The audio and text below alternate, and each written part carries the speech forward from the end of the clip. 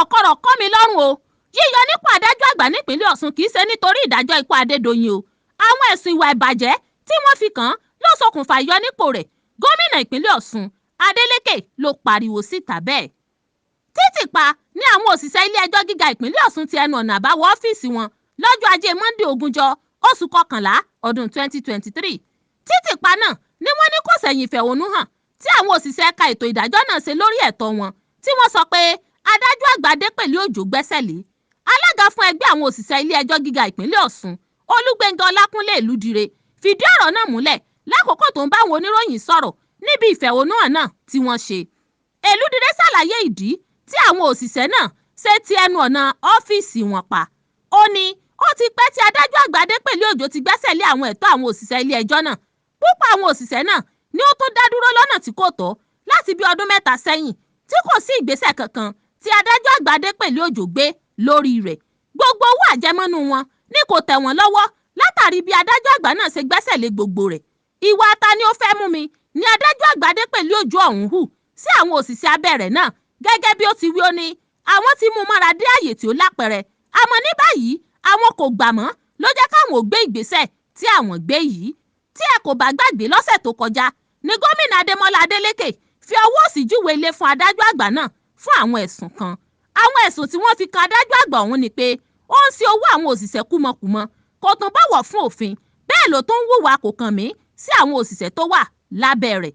Èyí ló fà á lọ́sẹ̀ tó kọjá tí gómìnà Ademola Adeleke ṣe gbé ọ̀rọ̀ rẹ̀ lọ síwájú àwọn aṣòfin ìpínlẹ̀ Ọ̀ṣun tí wọ́n sì ní kó lọ rọ́kún nílé fún ìgbà díẹ̀ tí ìwádìí yóò fi parí lórí àwọn ẹ̀sùn ọ̀hún.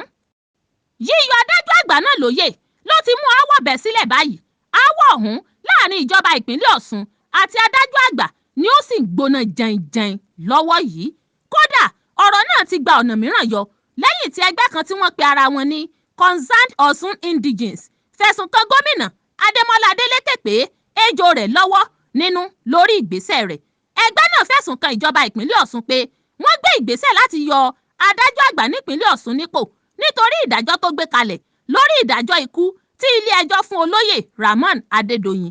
Bẹ́ẹ̀ bá gbàgbé, Adedoyin ní ilé-ẹjọ́ dájọ́ ikú fún pé ó lọ́wọ́ nínú ikú akẹ́kọ̀ọ́ fásitì Ọbáfẹ́mi Awólọ́wọ̀ kan.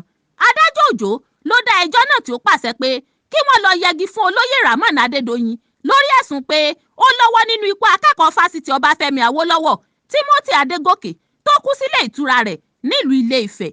Nínú àtẹ̀jáde tí ẹgbẹ́ náà, ẹgbẹ́ Concerned Osun Indigenes fi léde, wọ́n ní gómìnà Adeleke mọ̀ọ́mọ̀ pinnu rẹ̀ láti yọ adájọ́ àgbà náà nítorí ó kọ̀ láti dá olóyè Adedoyin sílẹ̀.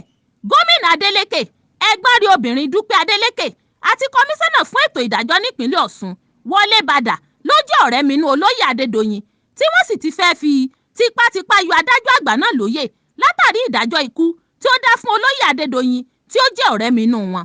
Àtẹ̀jáde náà wá sọ pé wọ́n yan adájọ́ àgbà mìíràn láti ìlú Ilé-Ifẹ̀ tó jẹ́ mọ̀lẹ́bí Adedoyin láti lè fún un ní òmìnira. Gómìnà Ademola Adeleke wá fèsì lórí ẹ̀sùn náà tí àwọn ẹgbẹ́ ọ̀hún fi kàn pé ó yọ adájọ́ àgbà Adépèlé Òjó nípò nítorí ìdájọ́ rẹ̀ tó gbé kalẹ̀ fún olóyè Rahmon Adedoyin. Gómìnà jẹ́ kó di mímọ̀ pé kò sí nǹkan tó jẹ mọ́ pé òun àti mọ̀lẹ́bí òun fẹ́ yọ adájọ́ àgbà ìpínlẹ̀ Ọ̀ṣun nítorí ìdájọ́ ikú olóyè Rahmon Adedoyin.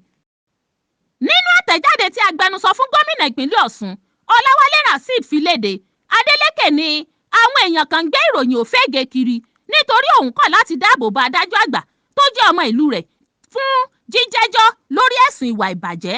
Agbẹnusọ fún gómìnà ṣàpèjúwe ìròyìn náà tó ń lọ káàkiri gẹ́gẹ́ bí ìròyìn òfégè tó sì jẹ́ kó di mímọ̀ pé òun kò fi ìgbà kankan ní ìbáṣepọ̀ pẹ̀lú Adédoyin àti ìdílé rẹ̀. Ó ní láti ìbẹ̀rẹ̀ ẹjọ́ títí dé òpin rẹ̀, mọ̀lẹ́bí Adeleke kò dá sí ọ̀rọ̀ náà bó ṣe ń lọ nílé ẹjọ́. Bákan náà, Adédoyin kò ní ìbáṣepọ̀ pẹ̀lú ẹgbẹ́ òṣèlú PDP tàbí pẹ̀lú gómìnà Adeleke. Láti bo síbo ní ìbáṣepọ̀ ti wà láàrin gómìnà àti olóyè Adédoyin.